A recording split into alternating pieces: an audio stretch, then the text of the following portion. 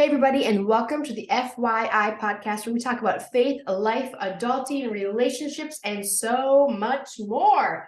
Woo! Happy Friday. My name is Micah Canale, and I'm Josiah Canale. We're your hosts of the FYI podcast. Thanks for joining us. We drop new episodes every Friday. We want to enter our weekend together strong with Christ at the center and be lifelong learners, grow in the process. We unpack one of your questions, or today 3, but we usually stick with one question a week. They come from you, our listener, and we're so grateful. You can get in touch with us via our website, www.fyi-podcast.com, or on the Instagram for the Insta fam is just at FYI podcast. It is such a fun journey. It has been an amazing journey. So if you're listening and tuning in, you know that we unpack a question. And today we're going to do something a little fun.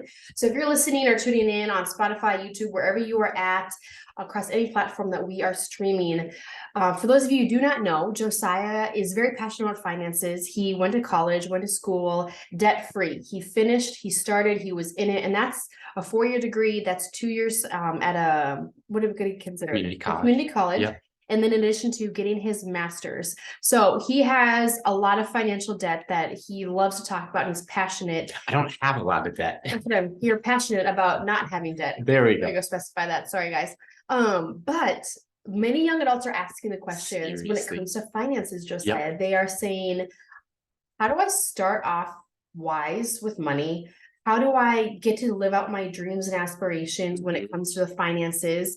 And maybe they are in debt listening and they can't go back in time, but they can start some things in the process. So we're actually going to unpack 3 questions. I'm just going to kind of interview you. How's that? Does that sound like fun? I love it. The framework theologically that we're operating from comes from Psalm 24, verse 1, which just says this: the earth is the Lord's and everything in it, the world and all who live in it.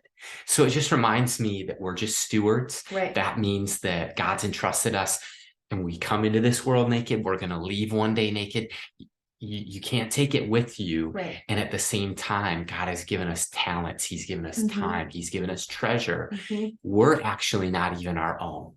We were bought with a great price that we often close the episode talking about the importance of Jesus at the center. I think of Dave Ramsey, who says that the only way to walk in financial peace is to walk daily with the Prince of Peace. Isn't that so good? Yes, it's so good because it's Jesus, and it's not just once. It's not a decision. It's a daily walking with the Prince of Peace in Jesus. And so I'll kick it to you, babe. Bring on the questions. These came from mainly college students and 20-somethings, young adults who listen to the pod. Yeah, and I think just saying right away that we're not these famous financial gurus by any means. So just throwing that disclaimer out there, but also recognizing that biblically speaking, the ability to steward money is a gift and a choice. And it's an ask of us, because Jesus talked about money more than any other thing. And money itself is not evil, right? It's amoral. It's just... It is designed essentially to help fuel and fund our dreams, aspirations, ours and others. It's not just inwardly focused, it's outwardly focused. So it's actually the condition of your heart is what becomes evil in the process of wanting more or counting pennies, or kind of being that Ebenezer Scrooge, when it comes to the holiday season, you're like, oh my gosh, more. When in reality, we want more of God and less of us, right? Yes. So when it comes to money, I just want to say, we're just going to unpack some fun questions. And the first question, Josiah, I don't know who it came from, but it's simply this question: what is the most reliable way to pay off debt? What would you say for that question? Definitely. They're controversial. People have different stances on debt. For example, I've read Dave Ramsey and I've read Robert Kiyosaki, pretty much opposite extremes. For Kiyosaki, he's not afraid of debt. The idea of OPM, other people's money. And at the end of the day, though, and I've read his book, Rich Dad Poor Dad. I know what he's talking about and the state of mind that he's trying to think through. And I'm not saying it's wrong either. But if you want to know the best way to pay off debt, his goal isn't to pay off debt. His goal is to leverage debt. So to answer your question best is, what's the most reliable way, proven way to pay off debt, to get debt free? Go to Dave Ramsey's 7 baby steps. Here they are. Step 1, save up $1,000 emergency fund. Plain and simple. $1,000 in an emergency fund. And that turns an emergency into an inconvenience. Yes. Nobody likes getting a flat tire. Drove past the neighbor's house who were praying for them because they're digging up in the middle of winter their sewer line. And when you have an emergency fund, it turns that emergency into an inconvenience, whether it's medically, whether it takes the stress of money away. Step 2 is to pay off all debt. And Dave talks about getting gazelle intense, smallest debt to largest debt, and build momentum. Step 3 in these baby steps is to save 3 to 6 months of living expenses in some sort of money market account, or savings account is fine, but checking account, any of those. This isn't your investments. Right. This is different from your emergency fund. And this is kind of, Jared Sebesta talks about the 2-week notice. You don't like your job, or you're angry about your job. And we just saw Dave live, and he just was talking about your boss grumbles. You're able to, they make an unethical decision. You walk away and they say, where are you going? I don't got any bills. There's a freedom that comes with that, and a lighter load of obligation to an organization that you may be employed through. That you've prepared yourself for a day that could happen. Or God forbid you lose a job, or you're in between things, or God asks you to go to the mission field and raise support, or whatever it is. But when you have that 3 to 6 month cushion of an fully funded emergency fund, it'll help. Step 4 is saving 15% of your income for retirement. Every year, annual income. 5 is saving for college for your kids. We love the idea that one generation is to tell the next of the marvelous deeds of God. We want our children and our children's children to be blessed, not just financially, but a spiritual legacy. Step 6 is paying off the house early. Maybe it's a 15-year mortgage or a 30-year mortgage. The DUE doesn't mean DO. The due date doesn't mean the due date. Pay it off early if you can. And step 7 is build wealth and give. So again, those are Dave Ramsey's baby steps, but we have chosen to, from a financial standpoint, because they align with God's word, that's our filter for seeing things like life, faith, theology, finances, relationships. And so those are really good. That's great. And Dave and the team, like, they are probably the most known financial get out of debt in the world, stay out of debt. Don't be stupid. Essentially, he would even say that online. He's hilarious to listen to. It's super fun, and I love his personality of how intense he can be at times. We've had the opportunity to be in Tennessee at their headquarters, to team up with them on our other podcast, Young Adults Today, and to attend some live events and just meet Dave, meet the team. And they were the first podcast that I listened to, was the Dave Ramsey Show. Fun fact. But essentially, we want you to be successful. They want you to be successful. Like, be wise and win with money. And those are some easy steps. Not to say that they're not time consuming, or it may take you a while to get there, but they are doable. And you can get out of whatever debt that you're in. By what? And I know you said you were going to interview me, but let me flip the script and interview you for a question. Okay.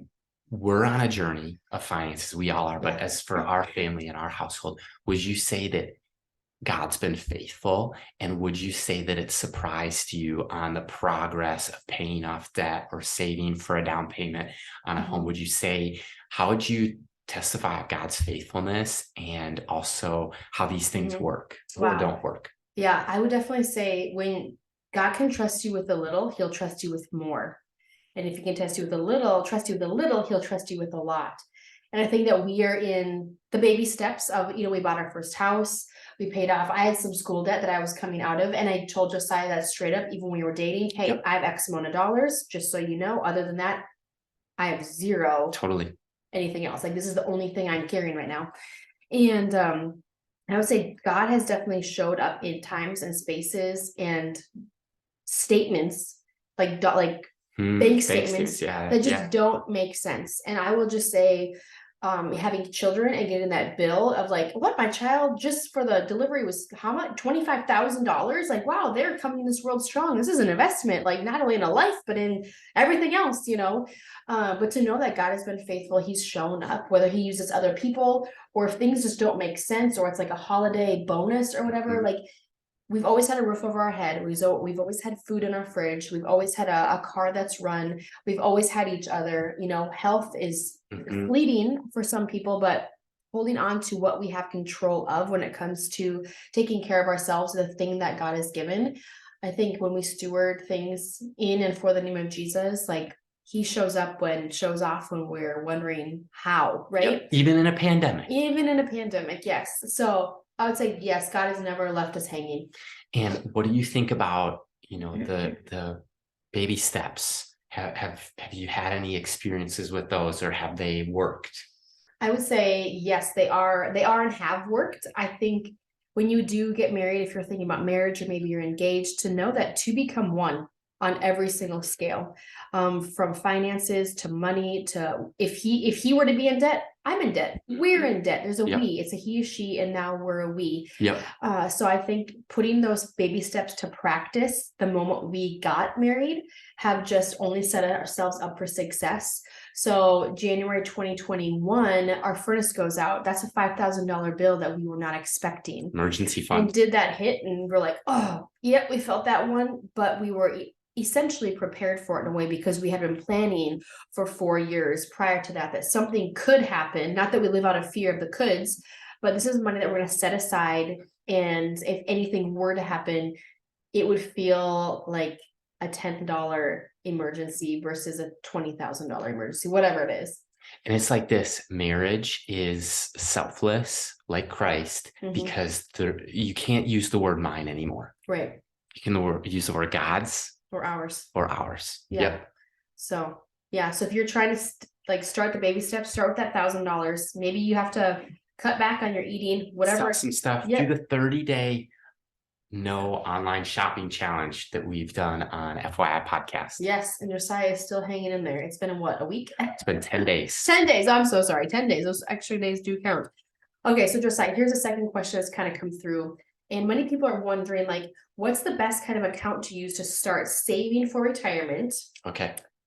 And is there a specific account that you would recommend? For sure. I think there's a couple financial terms that are really important to understand before you invest. Side note, don't invest in things that you don't understand. Good. Yeah. Cryptocurrency is a great example of that. And I'm not saying don't invest in it, but I'm saying if you don't understand what you're investing into, don't get in. Whether it's work, marketing, multi-level marketing scheme, whatever it is, you need to understand real estate. Oh, this is proven. People foreclose every day of the week. And so in every state. And so you need to know what you're getting into and that you understand. That's wisdom. But as far as understanding retirement accounts, I think the first is employer and employee match. Right. So if you're working in the nonprofit sector, typically you'd have a 403B. So that's the first term to understand. In the business world marketplace, 401k. Those are interchangeable, a 401k, a 403b, but this is your retirement account. You typically can't pull it out until you're 59 and a half. And then it's also depending when you want to draw from that money, as well as when you'd apply for Social Security and qualify, usually about 65, 59 and a half to 65. That's typical retirement age. And to be mindful of those ages, birthdays, because there could be a 30-day delay after your actual birthday. There could be a penalty if you try to pull out that money too soon. So just being mindful of those little things. And there was something that my parents came up against. It had to do with, was it insurance or health? You had to get something done. You also, there's a lot when you're going to retire, a lot that you need to seek a financial advisor to understand, because there's not only Social Security, but there's Medicare. And sometimes you need a secondary insurance or a medical screening. And back to the retirement accounts, vesting. Sometimes you're not vested, meaning the money that your employer matches. I'll get to that in a second, but it might not become yours for a period of 3 years, for example. So employer match is example. It's like this. If you put in 5% of your income annually, we'll match it as your employer. So it's almost like a paid benefit. And the first pastor who hired me into full-time ministry, Pastor Jerry, was like, Josiah, this is going to be really simple. If you don't do it, you're fired. Day one of the job. True story. And I'm grateful for Pastor Jerry explaining to me what I think it was a 4% match from the employer. You put in 4%, we'll put in 4%. And so what that means too, if you're going to aim for Dave Ramsey's baby step 4 of saving 15% towards retirement, you've got to do a little bit on your own. So here is what that means. The other word you want to look for is the word Roth.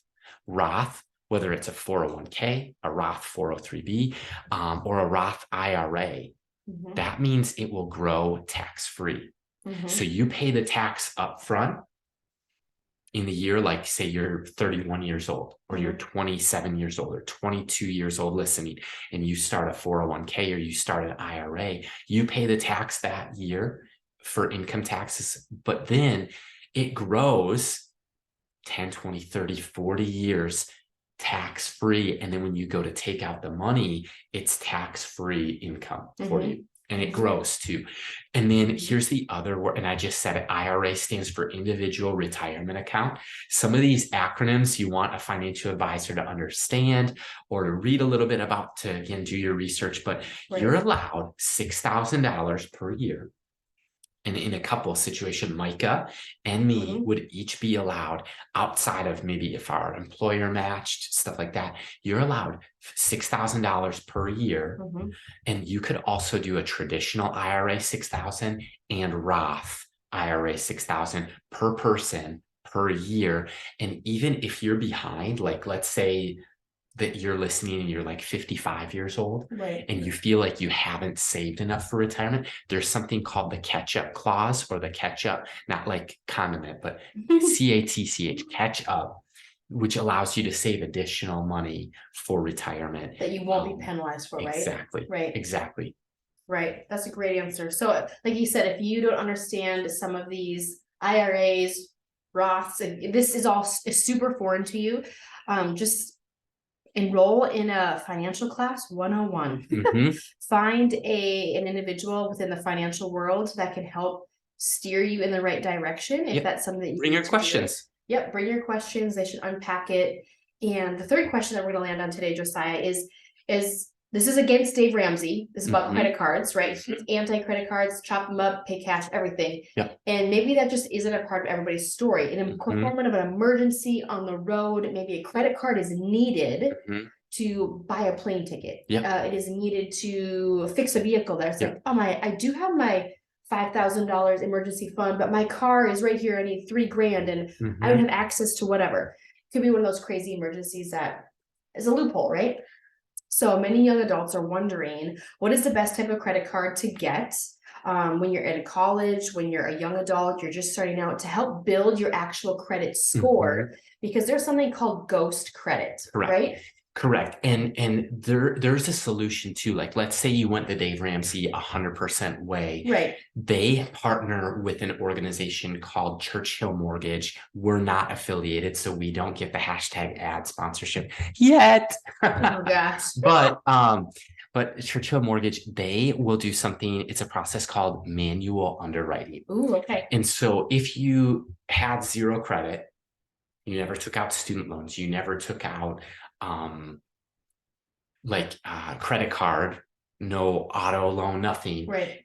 You would kind of have no activity, or ghost credit would be another word. But what you can do is they can look at your income and verify it a few other ways, and you could still take out loans as a mortgage if you do manual underwriting.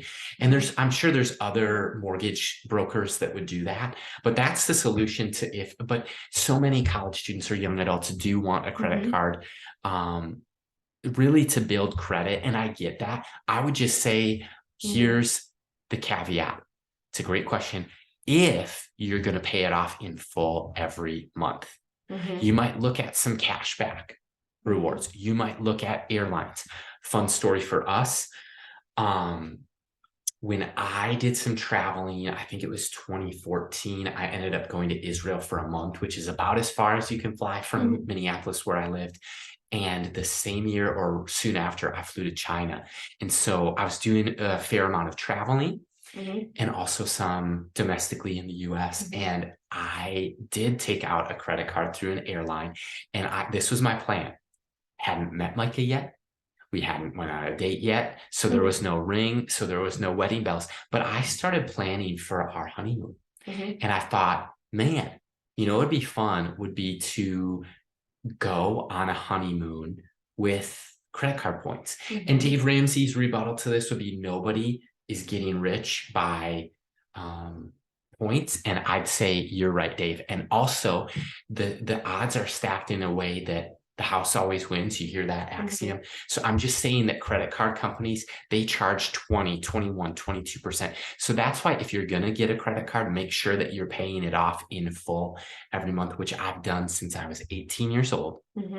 So I've really used it as a checking account. But I'd say, man, if you want to do that and you want to get points, build credit, that did come in handy for us when because I never took out student loans. I had never had any debt, but having a credit score did help me. We didn't do manual underwriting. We didn't go through Churchill Mortgage, but that would be what I would say. You think I did an okay stab at answering that question? Yeah, so I just want to talk about, so ghost rating or ghost credit is when somebody tries to pull up your credit score to see if you qualify for a loan or like a loan for a mortgage or a loan for school or a loan for a vehicle, whatever that is. And it comes up that your score like doesn't exist. That's a ghost credit. Like you don't even like exist in the credit world. And I bring that up only because my parents do not believe in credit cards and have never had a credit card for their own purpose or their reasons or whatever. And they've always paid for anything with cash. So when they went to buy a home, they ran into this major block of like, you don't qualify. Well, how can we not? We've never had a delayed payment of anything. They're like, oh, well, you have something called ghost credit. Well, we want to buy this house. We're in the process of all these different things. How do we move this forward? They did not have an underwriting team that they went through like this, but I don't know how. And they had to work something out. They had to go into it and they had to figure out whether they qualify for loans. So they did have to do something. I don't know all the details. So I think a lot of people are concerned that they're going to come up and not exist when it comes to the credit. Another thing I want to just really point out to you is to take into consideration what if you do choose a credit card route and you do pay it off monthly, be mindful of the percentage rate that they are charging you. So important. So, for example, if you spend $100 and your interest rate is 20% and you miss a payment, that $100 purchase just went to $120 if you miss that payment. If it's a 22, 25, obviously those rack up very quickly. So paying everything off in full is essential, because if you do not, whatever's left, so say you pay a minimum payment. Yeah, a minimum payment, say it's $50. Well, I can't pay the 100, but I can pay the 50. That 20% is still going to be added on to your $50 that's still sitting there waiting to be paid. And that will accumulate over and over and over. So don't make the minimum, do the full. That's good. And what's the last thing? Oh, the honeymoon story. Yes. Did you actually share that? You didn't share any of that. Oh. So one of the benefits I'd say that Josiah was preparing for when it came to getting married, and planning before he actually even met me, was the fact that with the credit card that we hold, you get these points, and we actually flew to and from our honeymoon for less than $30. I think like $27, which was in Hawaii. So we're talking 2 round trip tickets to Hawaii in 2017. Pretty amazing. So he was wise with his money, always paid everything off in full. So just if you're a bad spender or people who don't keep track of your cash now, you might not be one that takes care of your credit cards later. So having that discipline is essential. So that's all I want to touch on, those couple of things within that. My closing thought would be this. We love Pastor Andy Stanley of North Point Community Church, and he says this all the time. Following Jesus makes you better at life and makes your life better. Don't you agree? I do agree. But we don't do that for the sake of getting what he has for us. We do that to be in friendship, relationship, and like covering. Like he becomes our everything when we do that. Following Jesus makes life better eternally and here on earth. And so eternity is actually now. And so this is your time. This is your dance. Live every moment, leave nothing to chance. And it's time, like it's go time. For somebody who's listening today, I just want to encourage you that in many ways, you could say and make the case this is a rehearsal for eternity in the future. This is the pregame. This is the pregame, but this is life now. This is eternity now. Don't wait. So send in your questions and we'll talk more soon.